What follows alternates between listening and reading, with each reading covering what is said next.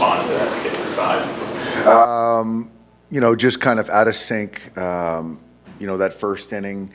And, just didn't have any command. And so it was just really important for him to regroup and, just says a lot about his growth as a ball player to find a way to get through 5 innings and save our bullpen and give us a chance to win.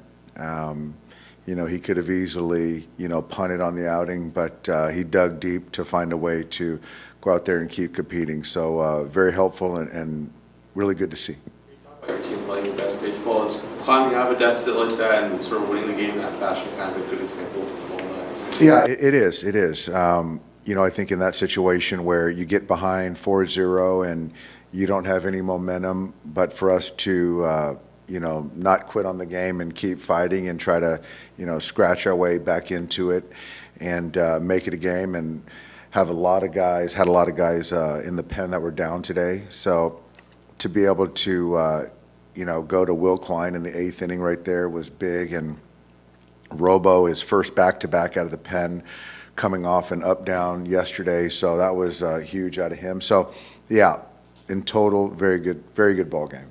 Can you talk about the grit of this team and that play Mookie made near the dugout? Yeah, it's just kind of our guys are playing playoff caliber baseball, and you can just see the intensity, each pitch, each play, and Mookie selling out right there, making a big play. I thought Muntz caught the ball really well tonight. And just the at-bats, I think Conforto is really showing a lot of life right now. So, yeah, just overall, just a gritty effort, and it's kind of, showing, who our guys are at this important time. Seeing Conforto, especially since you kind of sat him down and sort of talked to him about needing to see more out of him. What have you sort of seen since then? I think his swing looks a lot better. There's a lot more confidence. I think he's using his hands more.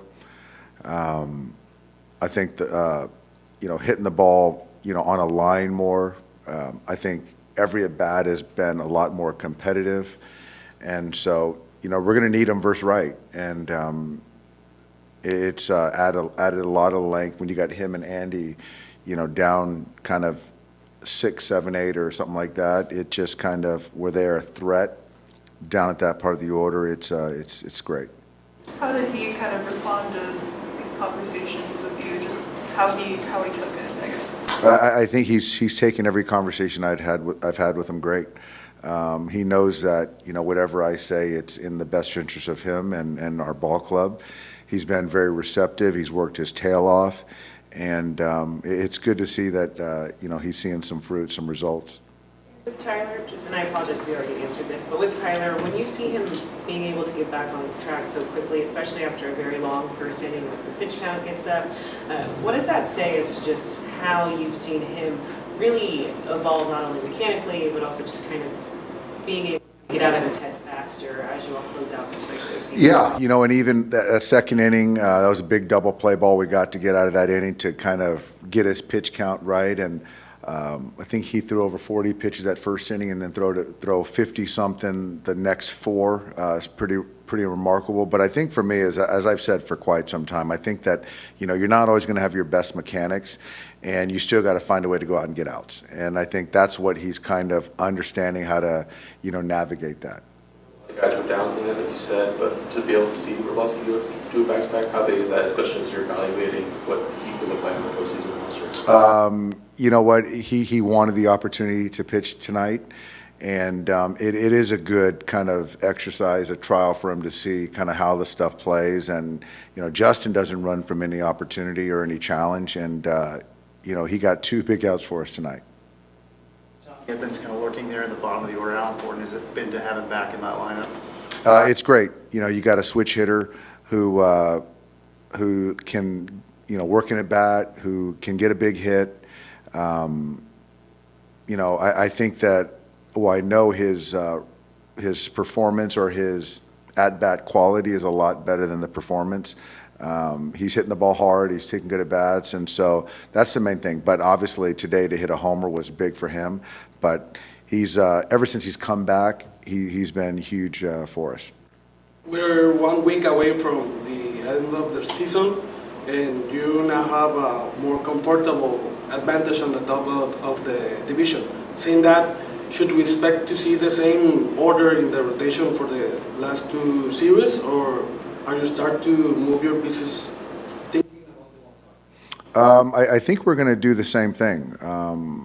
Yeah, I think we're going to kind of stay in order. We haven't won the division yet. So Emmett's going tomorrow, and then Shohei's going to go on Tuesday. And then I think it's Yamamoto, and then Snell, I think, something like that. But I know Shohei's going to pitch Tuesday, but we're not moving things around. We're still trying to win this division. Is Shohei not playing? Excuse me? Not playing? I mean, so how do you evaluate his hitting? His hitting, he's doing great. He's having really good at-bats. I love when Shohei uses the whole field because he's strong enough to hit the ball out anywhere, and he's just dangerous. When he's going, to center field, to left center field, he's very dangerous, and when he's taking his walks. So this September, I think that it's been his best month, and he's been very good. Tied with Schwarber now for the NL League homers. Do you think that kind of thing will motivate him in addition to, helping the team over the next week?